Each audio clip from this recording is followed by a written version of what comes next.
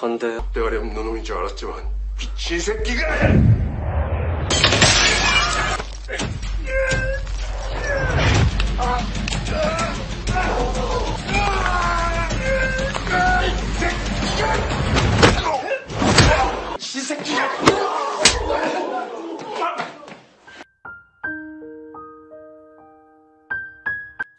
Sudah 3 hari geng Xiao BA tidak mencari gara-gara.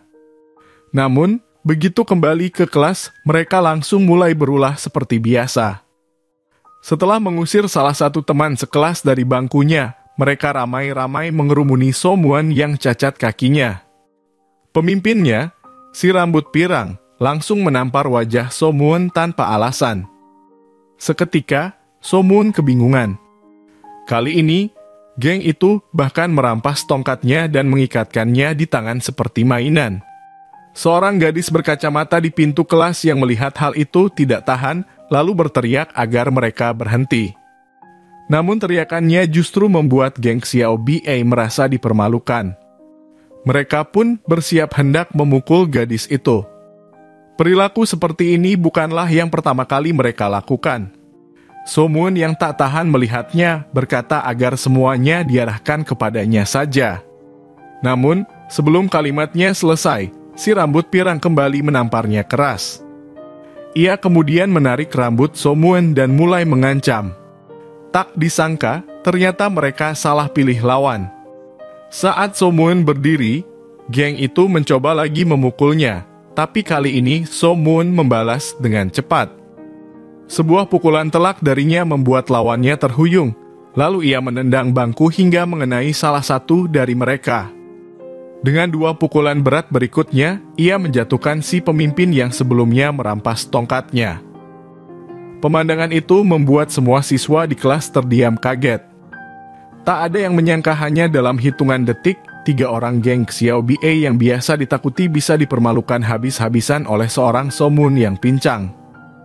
Somuan kemudian memberi peringatan keras, kalau kalian berani mengganggu teman-teman lagi, aku tidak akan segan-segan menghajar kalian sampai habis. Mendengar ancaman itu, geng tersebut tak berani lagi membalas dan langsung pergi dengan wajah tertunduk. Pertarungan itu membuat Somuan seketika menjadi pahlawan di mata teman-temannya. Namun, semua orang tahu bahwa geng tersebut pasti akan mencari balas dendam. Tapi Somuan yang bukan orang biasa. Ia sebenarnya adalah keturunan Kimoren, manusia legenda dengan kekuatan dan kecepatan 5 kali lipat dibanding manusia normal. 1 pukulannya saja cukup untuk menghancurkan lawan. Pada tingkat tertinggi, seorang Kimoren bahkan mampu mengendalikan benda dengan pikiran dan memanggil roh pertempuran yang memperkuat kekuatan mereka hingga 5 kali lipat. Untuk menyembunyikan identitasnya, Somuan setiap hari pura-pura tetap berjalan pincang saat pergi ke sekolah. Suatu hari, sekelompok preman dari kelas atas datang ke sekolah dengan wajah garang.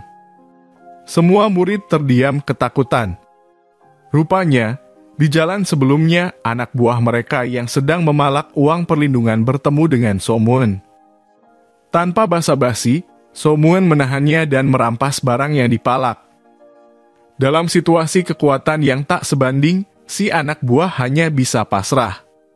Sebelum pergi, mereka mencoba merebut kembali tas mereka, tapi Somuan malah melemparkannya jauh hingga 2 kilometer, memaksa mereka sendiri yang mengambilnya. Karena gagal menjalankan tugas, 2 anak buah itu dihajar oleh bos mereka.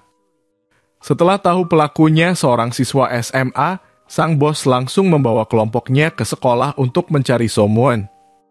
Melihat sepatunya, sang bos malas turun tangan sendiri, lalu menyuruh anak buahnya yang berbadan gemuk besar untuk memberi pelajaran.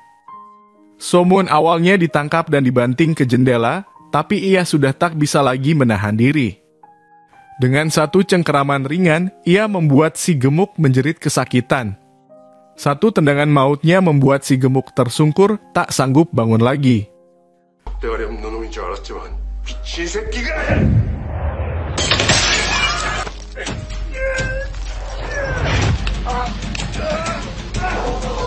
Bos mereka pun terpaksa turun tangan, tapi tak sampai 5 detik, ia juga dilumpuhkan oleh Somuan.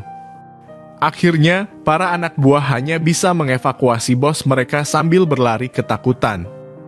Semua siswa yang melihat kejadian itu bertepuk tangan meriah menjadikan So-moon idola baru. Namun, peristiwa itu membuat bos geng semakin marah. Si rambut pirang kemudian muncul dengan sebuah rencana licik, bukan menyerang So-moon langsung, melainkan menculik dua teman sekelasnya saat malam tiba. Setelah itu, mereka mengirimkan video ancaman kepada So-moon. Saat itu, teman-teman So-moon sudah dipukuli hingga babak belur. Salah satunya pingsan hampir tak bernapas di lantai, sementara yang lain tubuhnya penuh luka. Pemandangan itu membuat amarah So-moon memuncak. Ia datang sendirian ke gudang yang dijadikan tempat penyekapan, dan begitu masuk, ia melihat teman-temannya diperlakukan tidak manusiawi. Saat itu juga, air mata marahnya mengalir, dan tanpa sengaja ia mengaktifkan domain miliknya. So-moon langsung masuk ke mode amukan. Dengan sebatang besi di tangannya, ia menghantam belasan lawan tanpa ampun. Meski jumlah musuh begitu banyak, tak seorang pun mampu menandinginya. Akhirnya, ia berhasil menangkap si rambut pirang dan menghajarnya habis-habisan. Pada saat itulah, seorang pria misterius muncul untuk menghentikannya sambil berteriak, "Sudah cukup. Pulanglah, makan mie di rumah." Ternyata, rahasia mengapa So-moon bisa menjadi seorang kimoren berawal dari sebuah kedai mie kecil. Kedai itu hanya dikelola oleh 3 orang, tapi selalu ramai dikunjungi pelanggan setiap hari. Bukan hanya karena rasa mie-nya yang enak, melainkan juga karena ketiga orang itu masing-masing memiliki kemampuan luar biasa. Si Paman Mo Tak misalnya memiliki kekuatan fisik yang menakutkan. Ia bisa meremukkan baja hanya dengan jepitan jari. Sekuat apapun senjata tajam di tangannya akan patah seperti kayu rapuh. Ia adalah inti kekuatan tim. Sementara itu, sang pemilik kedai Nyonya Bos memiliki kemampuan penyembuhan. Dalam hitungan detik, ia bisa menyembuhkan luka parah. Ia menjadi penopang penyembuhan tim. Adapun gadis muda yang bertugas mengantar mie, Hana, ternyata punya kekuatan istimewa, telepati. Ia mampu merasakan keberadaan makhluk gaib dari jarak jauh, bahkan melacak arah keberadaannya. Suatu hari, Hana kembali merasakan kehadiran makhluk gaib. Ia segera memberitahu Motak dan Nyonya Bos di dapur. Dari kekuatannya, ia bisa memastikan bahwa yang muncul kali ini adalah magiling tingkat 3 karena hanya level itu yang dapat mengeluarkan 2 suara sekaligus. Menyadari betapa berbahayanya ancaman itu, mereka bertiga segera bersiap. Tanpa membuang waktu, mereka naik mobil dan melaju cepat ke lokasi. Demi keamanan, mereka bahkan memanggil seorang paman pengusir setan untuk membantu. Tak lama, mereka tiba di tempat kemunculan magiling. Rencana pun dibuat. Motak meminta sang pengusir setan menjaga Lingyu dalam kurung batu roh agar tetap aktif, lalu berusaha memaksa magiling masuk ke dalamnya. Karena jika seorang pengusir setan bertarung di dalam Lingyu, kekuatan mereka bisa meningkat hingga 5 kali lipat. Pertarungan pun pecah. Hana akhirnya melihat wujud magiling itu dan sebaliknya, makhluk itu pun menyadari keberadaan mereka. Magiling melompat naik ke lantai atas dengan kecepatan luar biasa, bahkan mampu menyeberangi jarak 5 meter dengan mudah. Ia bahkan sempat melirik Hana dengan ekspresi meremehkan. Namun Hana tidak gentar. Ia mundur beberapa langkah, lalu melompat mengikuti ke atap gedung di seberang. Saat itu Motak juga datang membantu. Sayangnya, hanya dalam beberapa detik ia langsung dipukul jatuh oleh magiling hingga terlempar ke bawah. Karena ini adalah pertama kalinya magiling tingkat 3 muncul, Hana sadar dirinya bukan tandingan. Ia berusaha bertahan dan mengulur waktu hingga timnya tiba. Namun, magiling justru menghantamnya dengan satu pukulan keras, membuat Hana terpental jauh. Beruntung, Motak kembali bangkit, lalu dengan kekuatan brutalnya menghantam magiling hingga terpental beberapa meter. Tepat saat itu, magiling mengeluarkan serangan mematikan. Saat Motak sedikit lengah, makhluk itu segera melancarkan serangan balasan. Dengan kekuatan penuh, magiling langsung mendominasi pertarungan. kedua orang itu sama sekali bukan tandingannya. Meski mereka sudah mengerahkan seluruh tenaga, hanya mampu mengenai Magiling sedikit saja. Namun, makhluk itu justru marah besar dan meledakkan energi dahsyat yang membuat mereka terpental jauh. Saat Magiling hendak memberikan pukulan terakhir pada Laojia, untung saja Nyonya Bos datang tepat waktu. Ia merobek pintu besi, meraih sebatang pipa baja, lalu menghantamkan ke arah Magiling. Menyadari lawan makin banyak, Magiling memilih mundur. Ia melompat melewati dinding, berusaha kabur. Namun, tak jauh dari sana, sang paman pengusir setan sudah menunggunya di dalam lingkaran Lingyu. Begitu Magiling masuk, perangkap pun aktif. Dengan bantuan kekuatan Lingyu, kemampuan paman pengusir setan meningkat 5 kali lipat. Ia langsung melancarkan serangan kejutan, membuat Magiling kewalahan. Namun, saat ia hendak melancarkan jurus pamungkas, Lingyu tiba-tiba meredup dan menghilang. Kekuatan pengusir setan itu pun menurun drastis. Situasi pun berbalik. Dalam sekejap, Magiling berhasil menancapkan sebatang baja menembus tubuh sang pengusir setan, bahkan menyerap jiwanya sekaligus. Setelah menelan jiwa tersebut, kekuatan Magiling meningkat pesat. Ia bangkit dengan sorot mata buas, mengaku bahwa itu adalah jiwa paling lezat yang pernah ia santap. Namun, tiba-tiba dari dalam tubuh sang pengusir setan muncul cahaya putih menyilaukan. Magiling kaget, panik, lalu melarikan diri terburu-buru. Cahaya itu berubah menjadi bola energi melayang cepat menembus langit malam. Ternyata, cahaya itu adalah warisan kekuatan bagi seorang Kimoran baru. Setelah tuannya gugur, bola energi itu akan mencari penerus berikutnya. Saat tim pemburu iblis datang, mereka hanya bisa menyaksikan akhir tragis pertarungan itu, kehilangan satu rekan penting. Di saat bersamaan, Somun dan dua temannya sedang berjalan di kota. Tiba-tiba bola cahaya itu melesat menuju mereka dan langsung menembus tubuh Somun. Seketika tubuhnya melayang, waktu di sekitarnya berhenti, dan kedua matanya bersinar dengan cahaya biru kehijauan. Sesaat kemudian, ia jatuh keras ke tanah dan pingsan. Tak lama, ia sadar setelah dibangunkan temannya. Somun mengira dirinya hanya terlalu lelah. Namun, sebuah kejadian aneh segera muncul.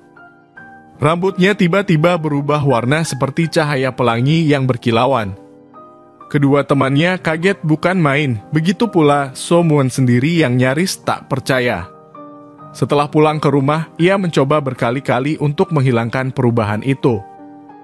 Ia mencuci rambutnya berulang kali, tetapi tetap tidak kembali normal. Lebih mengejutkan lagi, di tangan kanannya muncul 5 titik hitam kecil. Somun panik, segera menggosoknya dengan sabun. Tapi, hanya sedikit ditekan, sabun itu langsung hancur berkeping-keping. Ia lalu mencoba menggunakan sikat gigi untuk membersihkannya. Namun, dengan sedikit tenaga, sikat itu malah patah. Semakin ia berusaha, semakin jelas bahwa tanda itu bukan noda biasa. Akhirnya, ia pun pasrah, hanya bisa menatap 5 titik hitam itu. Apakah ini akibat cahaya putih tadi siang? Pikirnya dengan hati gelisah. Malamnya, Somun berbaring dengan kedua tangan diletakkan di dada. Saat matanya terpejam, tiba-tiba ia melihat bayangan seorang wanita muncul di hadapannya. Begitu membuka mata, Somun mendapati dirinya bersama tempat tidurnya sudah berpindah ke sebuah pantai. Seorang wanita misterius mendekatinya dan memperkenalkan diri sebagai Wigan. Ia menjelaskan bahwa dirinya adalah roh penjaga dari paman pengusir setan yang gugur sebelumnya.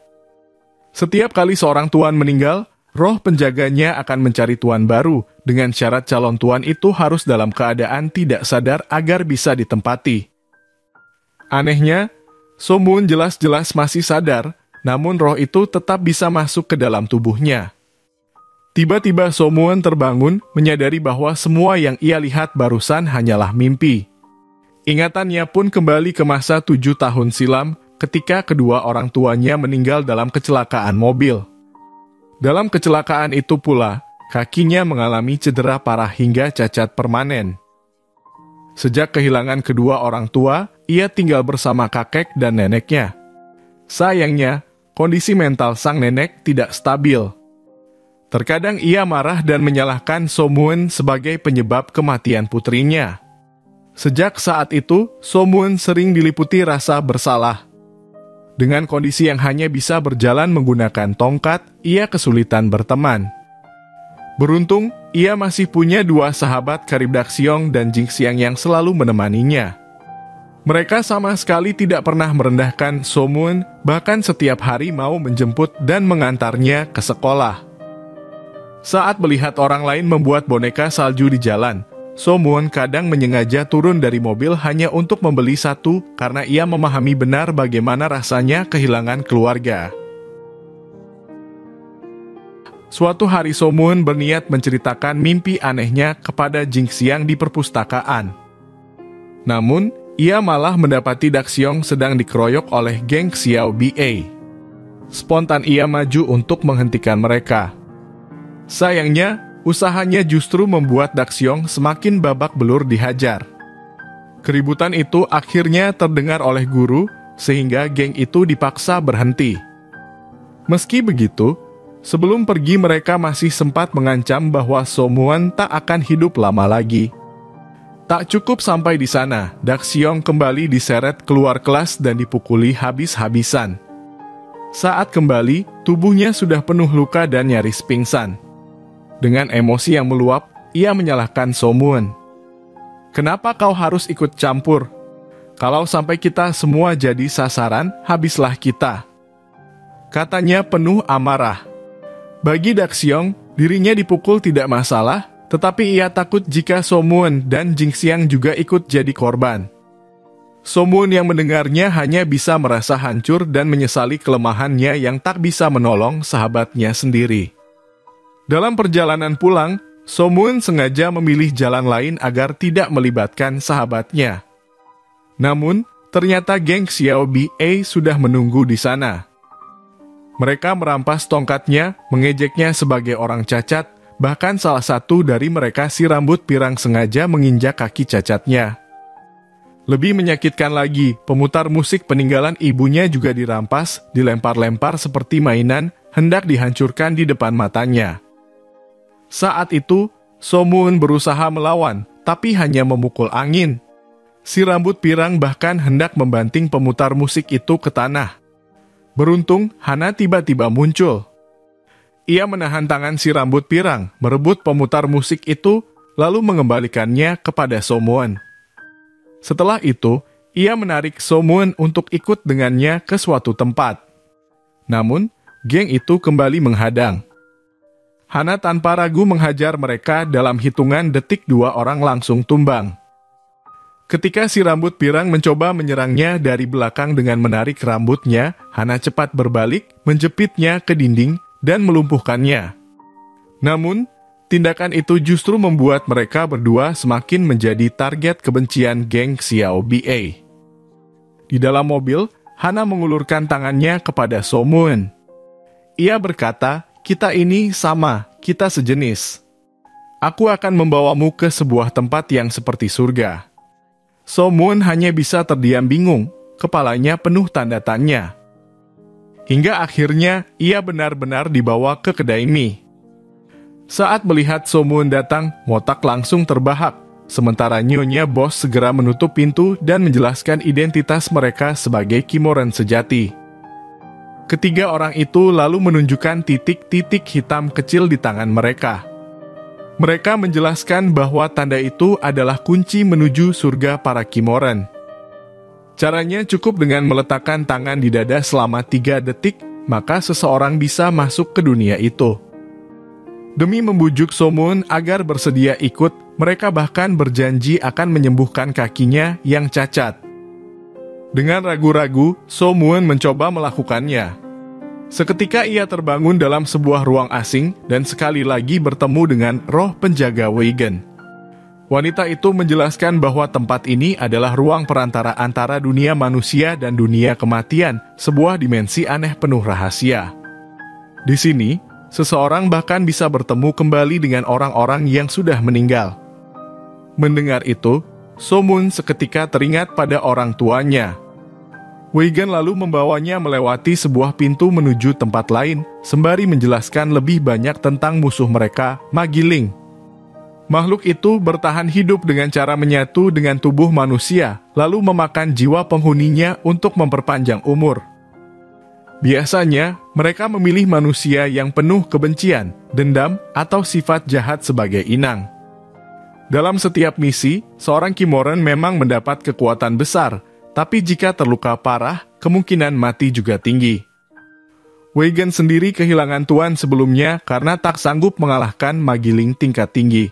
Mendengar itu, So-moon mulai bimbang. Bukan karena takut mati, tetapi karena ia tidak ingin meninggalkan kakek neneknya yang sudah renta. Sejak kematian orang tuanya, hanya merekalah keluarga yang tersisa. Baginya, tak sanggup rasanya membiarkan rambut putih mengantarkan rambut hitam. Wei-gen yang memahami keraguannya pun memberi waktu 7 hari untuk memutuskan. Jika ia menolak, maka semua ingatan tentang kejadian ini akan dihapus.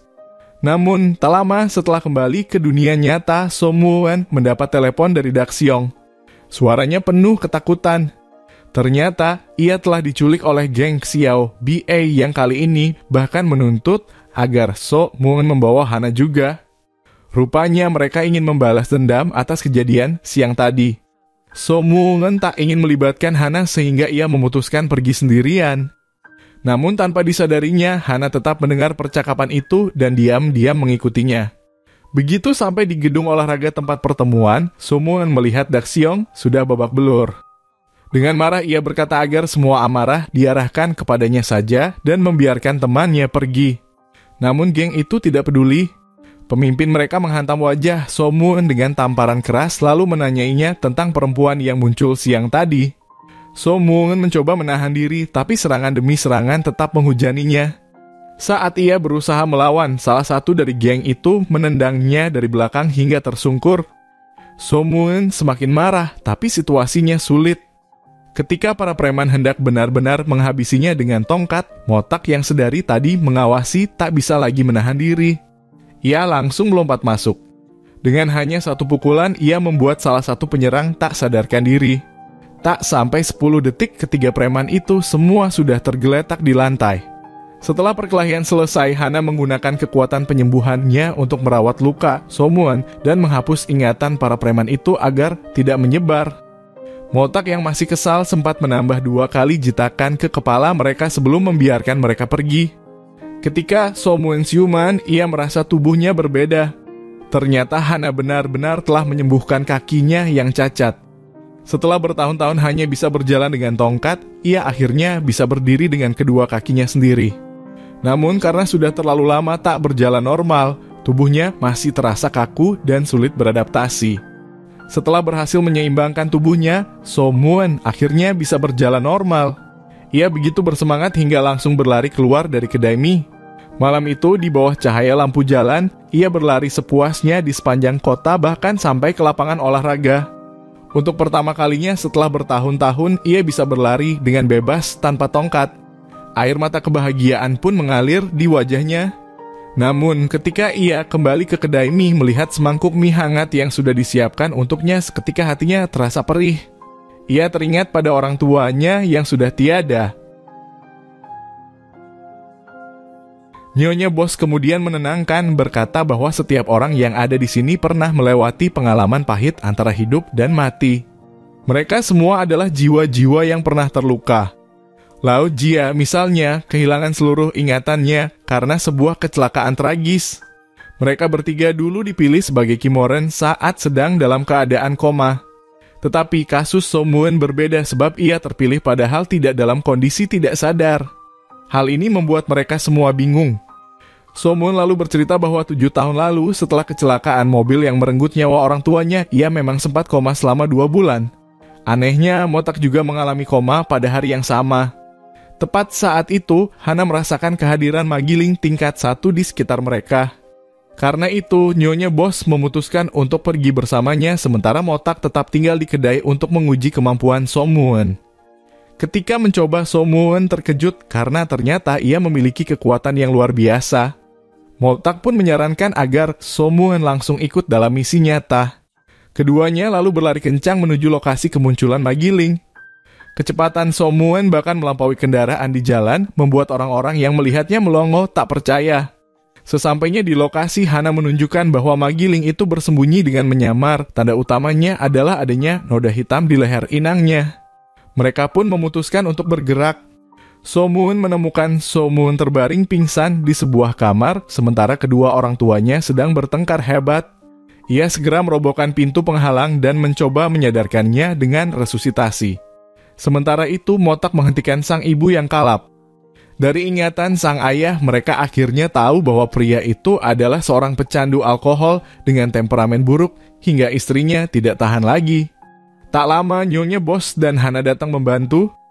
Dengan kekuatan penyembuhannya, Nyonya Boss berhasil menghidupkan kembali Somun. Setelah itu, identitas Magiling pun terbongkar. Roh jahat itu bersemayam di tubuh sang ayah. Tanpa ragu, Hana segera menyingkirkannya. Misi pertama Somun berakhir dengan sukses. Mereka bukan hanya berhasil menyingkirkan Magiling, tapi juga menyelamatkan Somun. Kinerja Somun membuat semua anggota kagum. Mereka mulai mengakui bakatnya sebagai Kimoren. Namun, untuk benar-benar bergabung, ia masih diberi waktu untuk memikirkan keputusan besar ini. Mereka hanya mengingatkan besok pagi ia harus datang ke bawah jembatan layang untuk bergabung dengan tim. Jika tidak, semua ingatan tentang mereka akan dihapus.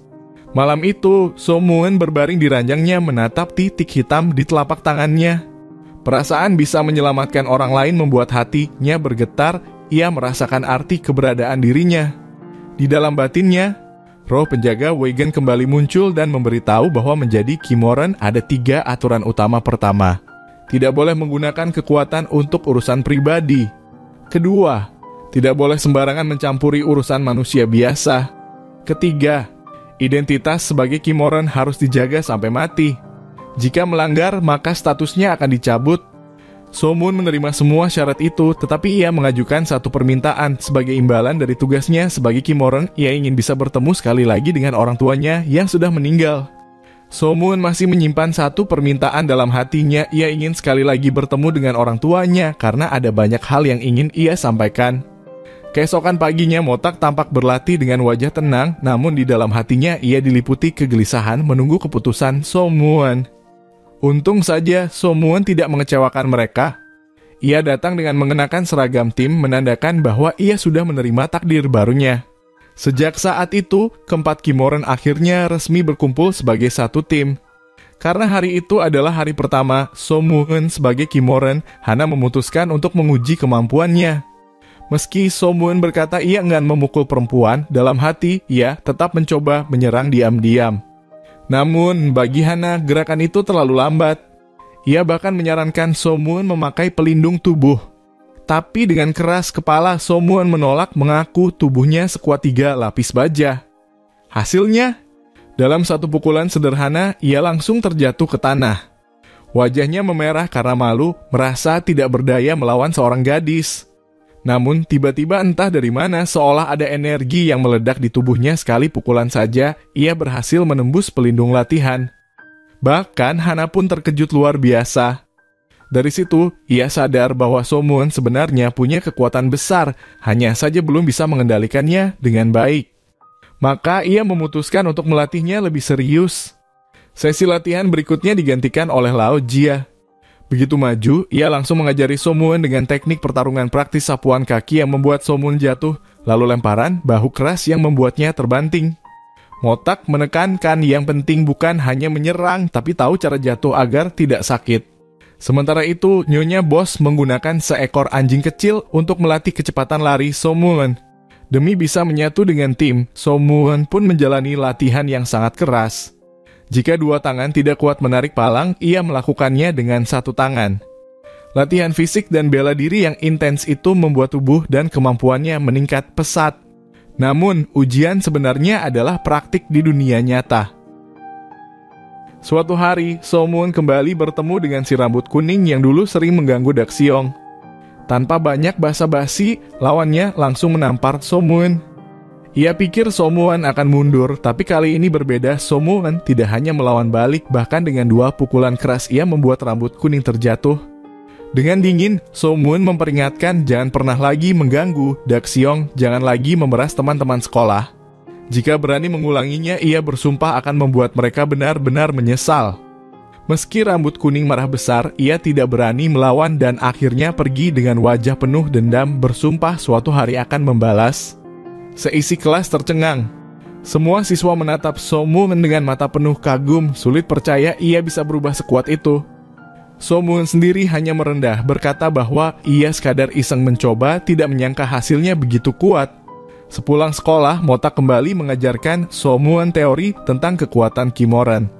Katanya secara umum kekuatan Kimoran 2-3 kali lipat dari manusia biasa. Namun di dalam Lingyu ruang dimensi spiritual, kekuatan mereka bisa meningkat hingga 5 kali lipat. Lingyu hanya bisa dilihat oleh Kimoran, wujudnya mirip cahaya aurora.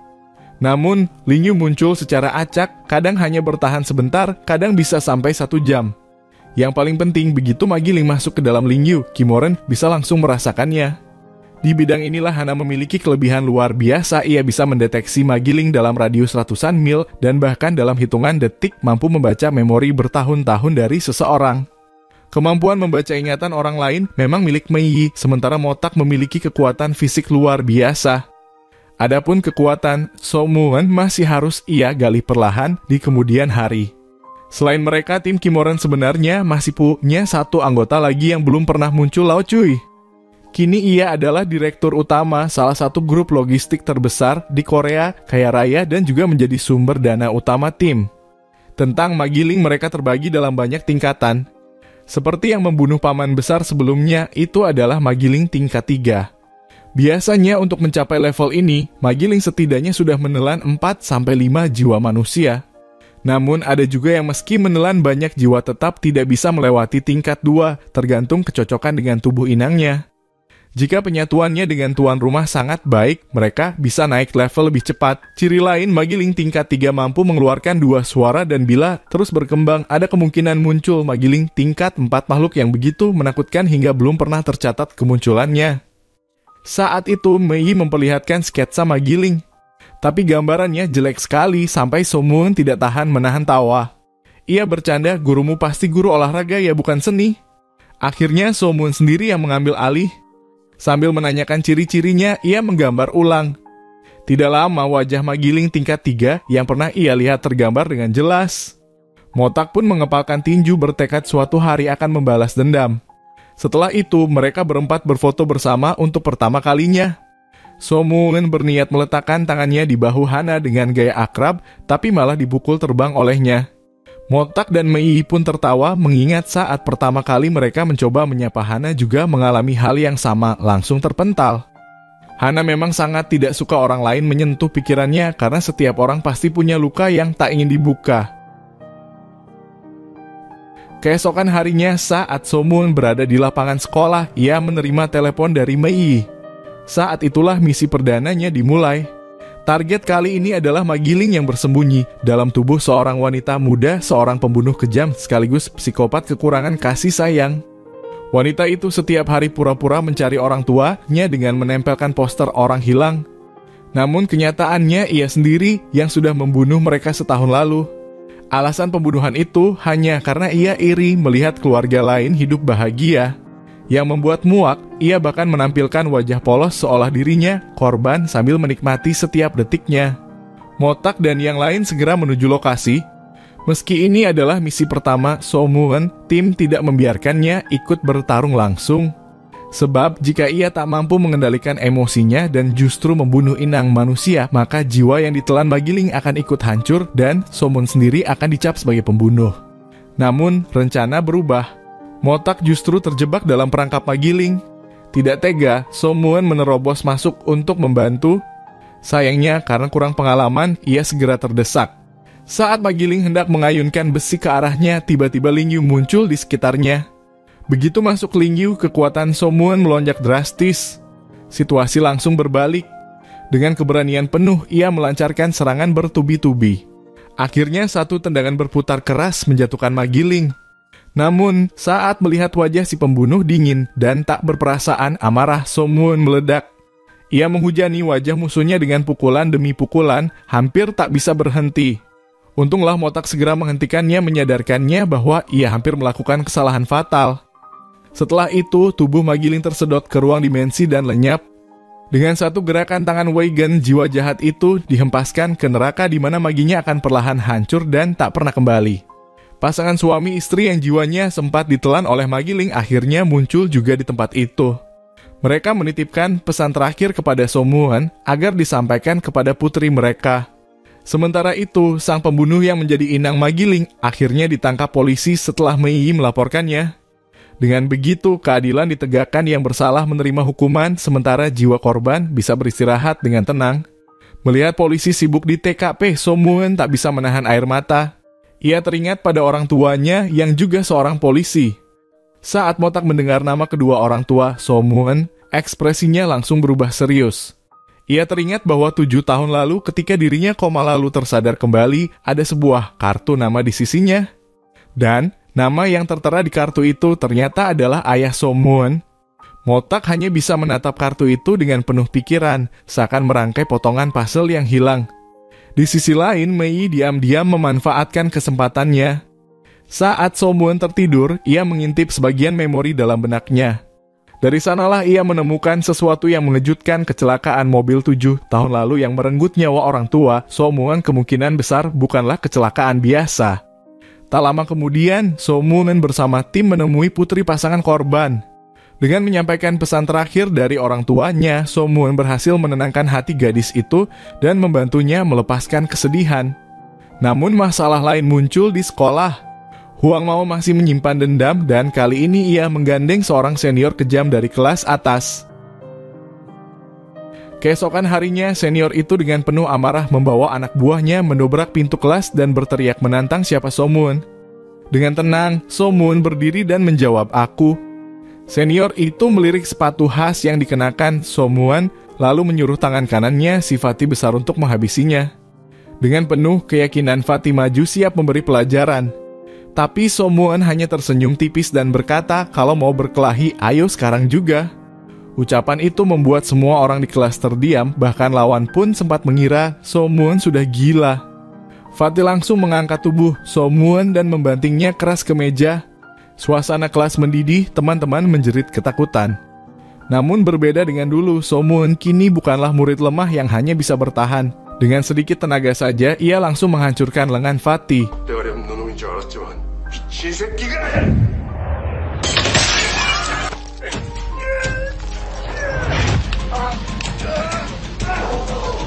Satu tendangan keras diikuti satu serangan telak membuat Fatih tersungkur tak berdaya.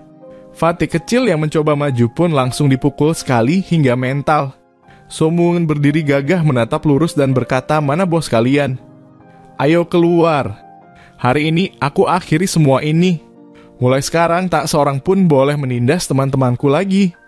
Sang senior maju mencoba meninju Somuan. Tapi Somuan dengan mudah menghindar dan membalas dengan pukulan telak. Dua tendangan cepat membuat senior itu terpental dan tak bisa bangkit lagi.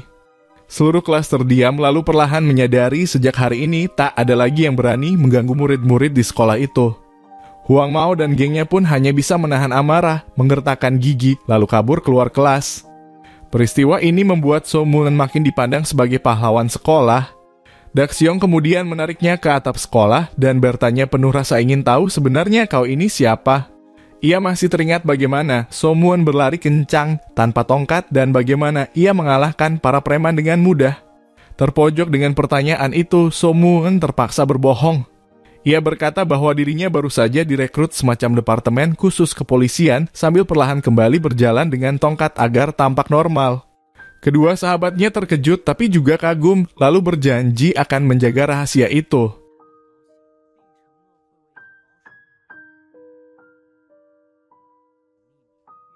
Sementara itu di markas Kimoren, Mei menyampaikan kecurigaannya kecelakaan mobil 7 tahun lalu yang menewaskan orang tua Somuan kemungkinan besar terkait dengan Somuan. Bahkan bisa jadi pelakunya lebih dari satu orang.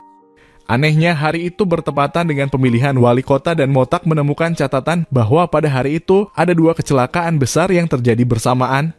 Pasti ada konspirasi besar yang tersembunyi di balik ini, gumam Motak dengan wajah muram. Ia segera memerintahkan agar hal ini jangan dulu diberitahu kepada Somuan. Biarlah ia yang menyelidiki lebih jauh. Karena faktanya ayah So-moon dulu adalah rekan kerja Motak sebagai polisi kriminal. Bahkan pada malam ia diserang hingga koma, Motak masih sempat menerima telepon dari ayah So-moon. Tak lama setelah itu, seluruh keluarga So-moon ditabrak kereta, sementara Motak sendiri terbaring koma 7 bulan sebelum akhirnya terpilih menjadi Kimoren. So-moon terpilih menjadi Kimoren bukan tanpa alasan, meski ia pernah mengalami patah tengkorak parah hingga kehilangan semua ingatan. Satu-satunya petunjuk yang tersisa hanyalah sebuah kartu nama. Dulu Motak sebenarnya ingin menyelidiki siapa dalang di balik serangan itu, tapi aturan Kimoren sangat jelas kekuatan tidak boleh dipakai untuk dendam pribadi. Maka kasus itu akhirnya mengendap tanpa hasil. Kini dengan kemunculan So-moon, api tekad dalam diri Motak kembali menyala. Ia bertekad membongkar siapa pelaku sebenarnya. Membawa KTP So-moon, ia mendatangi kantor polisi untuk mencari laporan kecelakaan 7 tahun lalu. Namun hasil penyelidikan resmi justru membuatnya marah. Laporan menulis bahwa dirinya hanya stres lalu mencoba bunuh diri, sementara pengemudi yang menabrak orang tua So-moon disebut sekadar kecelakaan biasa. Lelucon apa ini? Geram Lao Jia. Ia sadar dua laporan itu ternyata ditangani oleh orang yang sama, seorang penyidik bernama Ying Jie. Ia pun memutuskan untuk menemuinya. Ketika menerima telepon Lao Jia, Ying Jie tampak terkejut seolah ingin mengatakan sesuatu tapi ragu. Saat Motak menunggu di luar kantor polisi, ia melihat seorang pria berjas berbincang akrab dengan polisi. Ironisnya wajah pria itu terpampang di poster buronan yang menempel di dinding kantor.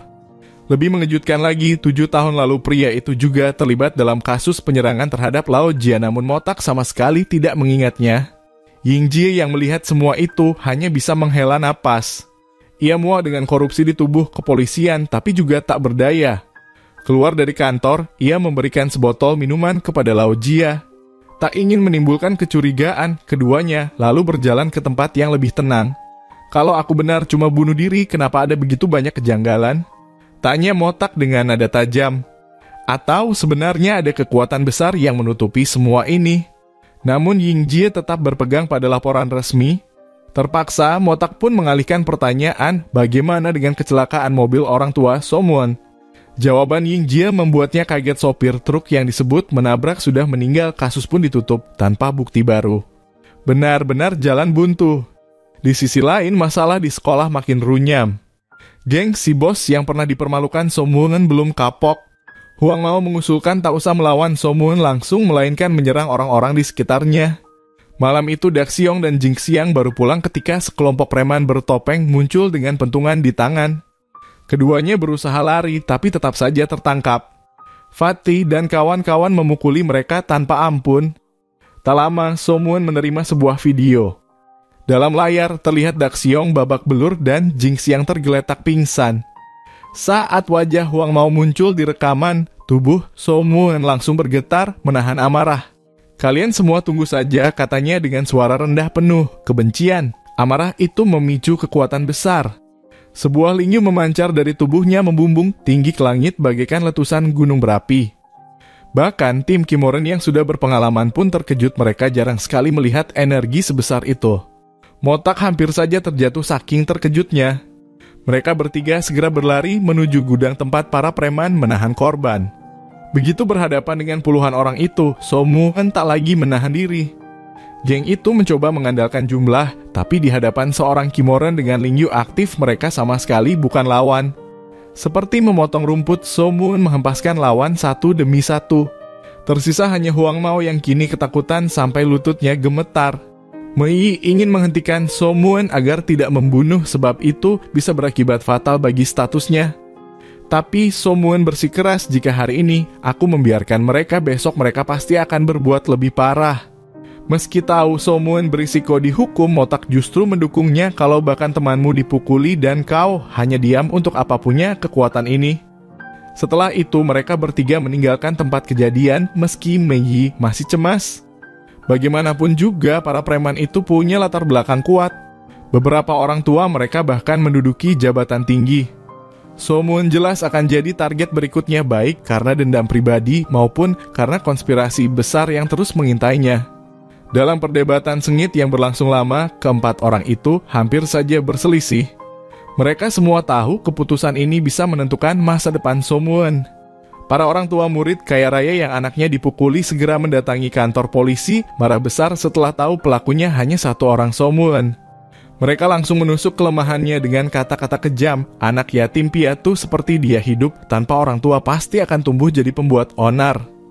Bahkan ada yang meninju Somuan, menolak segala bentuk mediasi, bersikeras menuntutnya hingga akhir. Di saat genting itu, Lao Cui akhirnya turun tangan. Dengan suara lantang ia berkata, "Jangan asal bicara." Somuan hanya melawan demi menyelamatkan temannya yang hampir mati dipukuli geng kalian. Namun para orang tua tetap menyangkal, mengatakan anak-anak mereka terlalu penurut untuk berani berkelahi. Saat itulah Hana menyerahkan alat pemukul yang disita dari TKP. Lao Cui meminta polisi mengambil sidik jari untuk membuktikan siapa yang sebenarnya melakukan kejahatan. Somuan itu membela diri dan itu sah secara hukum. Tambahnya, kemudian tanpa basa-basi Lao Cui melayangkan satu tinju keras ke wajah salah satu orang tua yang paling arogan. Ruangan mendadak hening. Beberapa orang baru menyadari siapa sebenarnya lelaki ini, bos. Salah satu konglomerat logistik terbesar di Korea, orang yang bahkan pejabat tinggi pun harus segan. Seketika sikap polisi berubah 180 derajat. Mereka berharap kasus ini bisa diselesaikan damai. Tapi Lao Cui menolak tegas kasus ini harus diusut tuntas. "Aku yakin ada banyak korban lain sebelumnya. Semua pelaku harus mendapat hukuman yang pantas." Malam itu, setelah pulang, Somuan menunjukkan kakinya yang telah pulih sempurna. Kakek neneknya yang sudah lama cemas akhirnya bisa bernapas lega. Dari semula tak percaya, perlahan air mata haru jatuh di wajah mereka. Cucu kesayangan mereka akhirnya bisa berjalan lagi. Bahkan Hana yang diam-diam mengintip di luar pun ikut meneteskan air mata. Keesokan harinya markas geng si bos resmi disegel polisi. Untuk sementara masalah itu pun dianggap selesai.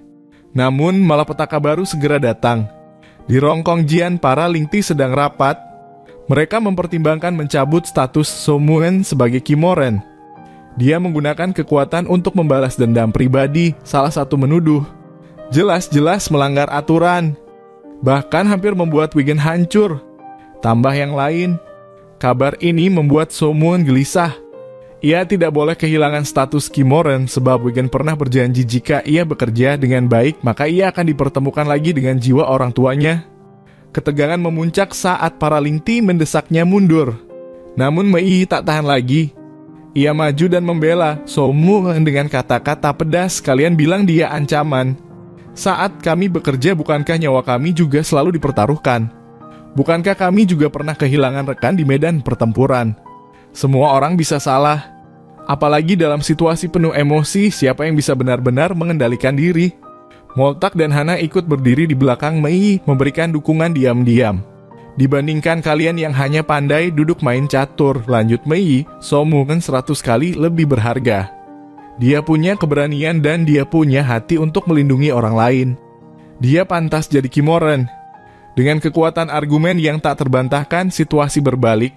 Akhirnya, Somuan berhasil mempertahankan identitasnya sebagai Kimoren. Tak lama setelah itu, Wigen memanggilnya secara pribadi menunjukkan sebuah jalan rahasia menuju wilayah tempat roh orang tuanya bersemayam. Namun, ketika sistem mencoba memindai roh orang tua, Somuan berdasarkan tahun kematian. Hasilnya kosong, tidak ada catatan sama sekali. Jadi, di mana sebenarnya roh orang tuanya berada? Sementara itu, di sisi lain kota muncul seorang pria yang telah menjadi wadah baru bagi Moling. Namanya King Chen. Ia bekerja di sebuah tempat daur ulang mobil rongsokan, hidup dengan wajah dingin, hati beku, nyaris tanpa emosi. Tapi anehnya, kepada ayah angkatnya ia patuh 100%. Ayah angkatlah yang sejak kecil melatihnya menjadi seorang pembunuh. Hari itu, sang ayah memberi misi menyelidiki seorang taipan kaya raya. Ia menekankan kali ini kau tak perlu menahan tangan. Habisi saja. Lalu, seolah tak terjadi apa-apa, ia menyuruh King Chen membeli sepotong kue ulang tahun untuk keluarga. Saat pulang, King Chen melihat sang ayah tertawa bahagia menerima telepon dari anak kandungnya. Tatapan dan nada suaranya penuh kasih sayang, sangat kontras dengan dinginnya sikap kepada King Chen. Ternyata ayah angkatnya adalah salah satu tangan kanan wali kota. Beberapa waktu lalu, wali kota diam-diam mengambil sebidang tanah milik si Taipan untuk dijadikan taman kota tanpa izin. Merasa dipermalukan, Taipan itu menuntut ganti rugi, bahkan mengancam akan membocorkan rahasia kotor masa lalu wali kota. Takut karier politiknya hancur, wali kota pun memerintahkan bawahannya menyelidiki apa saja yang diketahui sang Taipan. Namun King Chen diliputi dendam terpendam, melampiaskan amarahnya dengan langsung membunuh sang Taipan. Setelah menyelesaikan misinya, ia tetap menuruti perintah membeli kue, namun tanpa sengaja ia bertemu seorang wanita misterius juga seorang inang moling tingkat 3. Tanpa banyak bicara, King Chen segera kembali dan menyerahkan kue itu. Di meja makan, ia menyaksikan ayah angkat dan keluarga kandungnya tertawa bahagia bersama. Hatinya kian tersayat, ia hanya berdiri di sudut menelan kesepian itu sendiri. Begitu semua orang keluar, sang ayah menyuruhnya makan di dapur saja. King Chen menunduk lalu dengan suara lirih berkata, "Ayah, aku sudah melakukan kesalahan." Mendengar itu, sang ayah langsung sadar King Chen telah menghabisi Taipan itu. Kemarahannya meledak, ia menyeret King Chen ke belakang gudang, menghajarnya hingga berdarah-darah. Namun King Chen tidak melawan sedikit pun. Bahkan ketika jatuh ke tanah, ia masih berusaha menyingkirkan debu dari sepatu ayahnya agar tidak kotor. Sang ayah benar-benar tak mengerti mengapa anak angkat ini begitu rela diperlakukan seperti sampah. Di sisi lain, wanita misterius dari toko kue baru saja pulang. Suaminya langsung memeluk erat dengan penuh kasih sayang. Ia tersenyum manis di depan suaminya, namun ketika pria itu berbalik, ekspresinya berubah dingin dan gila. Meski tahu suaminya alergi kacang tanah, ia tetap menaburkan bubuk kacang ke dalam sup. Tak lama kemudian, suaminya tersedak sesak napas, lalu berlari panik mencari obat. Namun semua obat antihistamin sudah ia buang jauh-jauh. Dalam hitungan menit, pria itu pun tewas di lantai. Wanita itu tertawa terbahak-bahak, lalu mengambil ponsel suaminya memindahkan seluruh saldo rekening ke kartunya sendiri. Setelah itu, ia berdandan di depan cermin memoles kuku dengan cat merah, mengoleskan lipstik berkilau. Tapi tiba-tiba bayangan lain muncul di cermin moling tingkat 3 yang bersemayam dalam dirinya. Suara iblis itu bergema, "Laki-laki semua sama kejam dan egois. Kau berhak menghancurkan mereka." Wanita itu mendengar suara itu seperti menemukan sahabat sejati. Dengan gila, ia pun kembali menendang tubuh suaminya yang sudah kaku menikmati setiap detiknya. Sementara itu, tubuh Taipan malang yang dibantai King Chen ditemukan tetangga. Inspektur Yingjie segera membawa tim forensik ke TKP. Melihat betapa brutal metode pembunuhan ini, wajahnya penuh kegelapan. Ia memerintahkan anggotanya menghalangi kepala kepolisian kota agar tidak masuk karena ia tahu kepala itu adalah orang wali kota. Untuk mencegah bukti dimanipulasi, tim Yingjie harus bergerak cepat mengumpulkan setiap detail sebelum dihapus. Pada saat yang sama, King Chen kembali ke rumah dengan kontrak di tangannya. King Chen membawa kontrak itu ke ruang VIP. Namun begitu masuk, segelas wine langsung dilempar ke arahnya. Duduk di kursi utama adalah wali kota. Ayah angkat King Chen baru saja ingin marah, tapi seorang pria segera mendorongnya keluar ruangan. Pria itu adalah Lao Wu, seorang Taipan lokal sekaligus kakak kandung dari gangster terkenal Tong Qifan. Karena King Chen bertindak sembarangan dan mengacaukan rencana, wali kota Lao Wu memerintahkan agar ayah angkatnya diam-diam menyingkirkan King Chen. Sementara wali kota bekerja sama dengan kepala kepolisian memastikan kasus kematian Taipan akan ditutup rapat. Di sisi lain, wanita yang dirasuki moling tengah berbelanja di pasar. Mendadak, ia menatap kalung di leher seorang pedagang. Tanpa peduli teriakan orang sekitar, ia merobek kalung itu dengan paksa kekuatan yang jelas bukan kekuatan manusia biasa. Pedagang panik menekan alarm darurat. Petugas keamanan yang melihat lewat CCTV segera bergegas ke lokasi. Saat itu, Moling berjalan santai melewati sisi So Moon. Sebagai exorcist, So Moon langsung merasakan aura jahat yang tidak wajar. Ia segera menggunakan earphone untuk memberi sinyal pada tim, lalu diam-diam mengikuti Moling masuk ke lift. Tapi, So Moon meremehkan kekuatan Moling tingkat 3. Setiap bisikan strategi lewat headset, bahkan rencana tindak lanjut semua didengar jelas oleh Moling. So Moon pun memutus sinyal kamera di dalam lift. Sementara Motak dan tim berlari cepat menuju pintu lift. Ketika lift berhenti, semua penumpang keluar. Hanya tersisa So Moon dan Moling.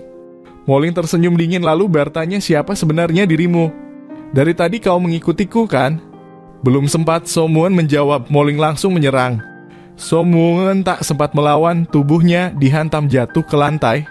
Saat itu pintu lift kembali terbuka, Hana berlari masuk. Tanpa sepatah kata, keduanya langsung bertarung. Namun mengejutkan, bahkan Hana yang biasanya sekuat kucing betina pun bukan tandingannya. Moling menjepit leher Hana, mengangkat tubuhnya tinggi-tinggi. Hana nyaris kehabisan napas. Tepat saat itu, So-moon siuman kembali.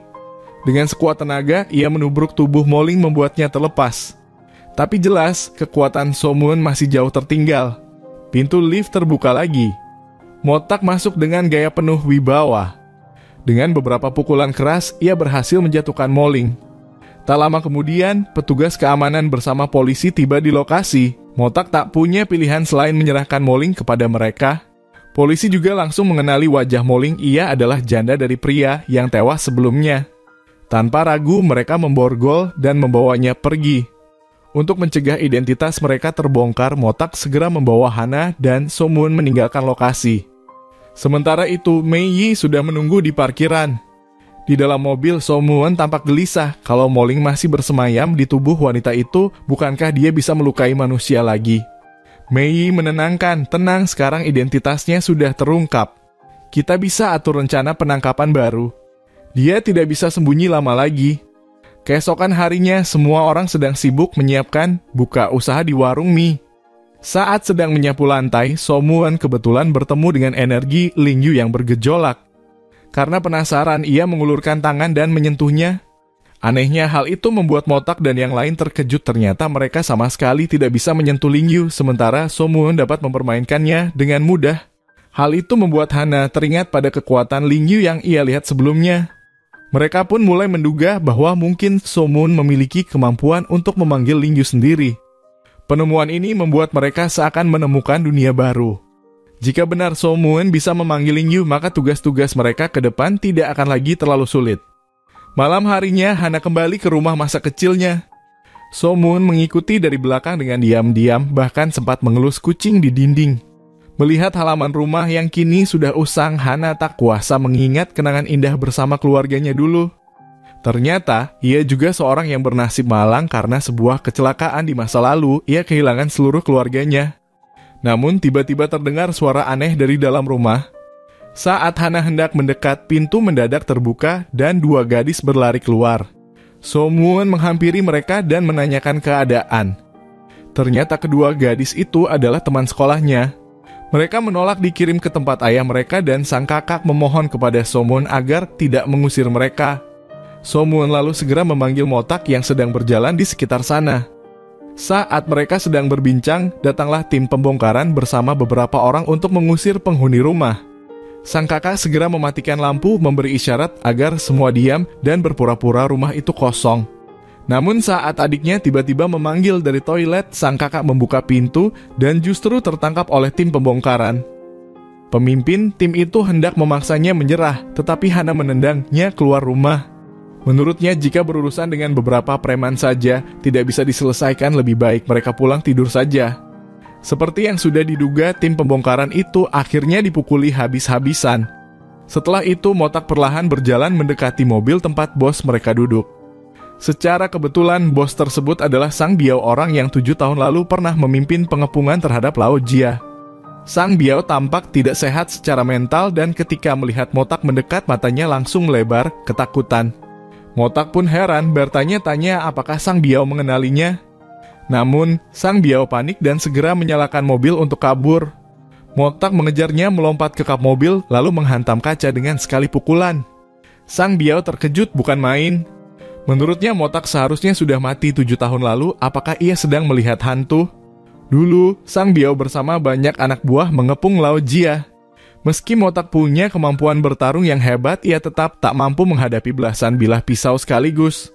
Kini meski kehilangan sebagian ingatan, Motak bisa menebak bahwa Sang Biao adalah orang yang dulu membuatnya terluka. Sang Biao berusaha kabur lewat pintu mobil, tetapi Hana dan So-moon muncul menghadang. So-moon pun sekali pukul membuat Sang Biao pingsan. Anak buah Sang Biao yang melihat Motak masih hidup langsung ketakutan dan kabur dengan mobil.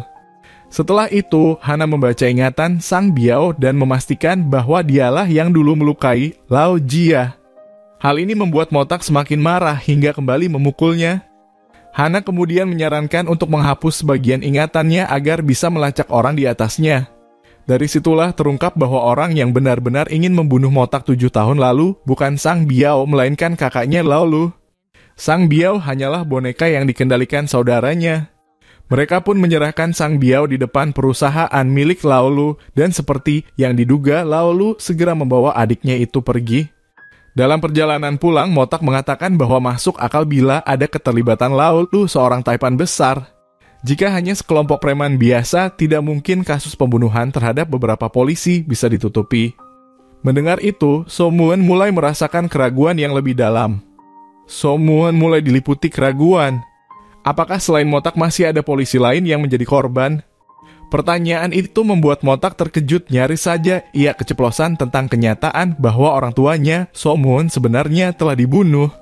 Di sisi lain, ayah angkat King Chen setelah bergulat batin dengan keras akhirnya memutuskan untuk mengakhiri hidup anak angkatnya itu sendiri demi menebus kesalahan. Saat melihat ayah angkatnya berjalan mendekat, King Chen tersenyum gembira layaknya seorang anak kecil. Mereka berdua naik ke atap mobil dan minum bersama. Ayah angkat menuangkan segelas minuman untuk King Chen dan memintanya menoleh saat meneguk. Untuk pertama kalinya, ia mengeluarkan pistol, namun hatinya tak tega menarik pelatuk. King Chen lalu mengeluarkan tiket pertandingan yang pernah ia tonton bersama sang ayah angkat saat usianya 10 tahun. Meskipun ia tidak punya kartu identitas, tiket itu menjadi penanda usianya. Kenangan itu membuat hati sang ayah angkat semakin perih. Namun, karena tekanan dari wali kota dan kelompoknya yang terlalu kuat, ia kembali menuangkan minuman untuk King Chen. Kali ini dengan berat hati, ia mengangkat pistol dan menodongkan ke belakang kepala King Chen. Namun, tiba-tiba tangannya tidak bisa digerakkan. Ia tidak tahu bahwa King Chen sebenarnya sudah lama dirasuki oleh roh jahat dalam kurung emang bahkan sampai bisa menggunakan kekuatan telekinesis. King Chen yang semula mengira dirinya sangat berharga bagi ayah angkatnya, kini merasa hancur saat menyadari orang yang ia sayangi justru berniat membunuhnya. Tak bisa menerima kenyataan itu, ia pun menggunakan kekuatan untuk membalikan pistol dan mengarahkannya ke ayah angkat. Meski sang ayah angkat memohon dengan penuh penyesalan, akhirnya King Chen tetap menghabisinya. Sementara itu, di rumah, So Moon tanpa sengaja menemukan dokumen penyelidikan milik Lao Jia. Dari situlah ia mengetahui bahwa orang tuanya bukan meninggal karena kecelakaan mobil, melainkan dibunuh. Ia juga menyadari bahwa Motak dulunya adalah rekan kerja orang tuanya. Fakta itu sulit diterima So Moon.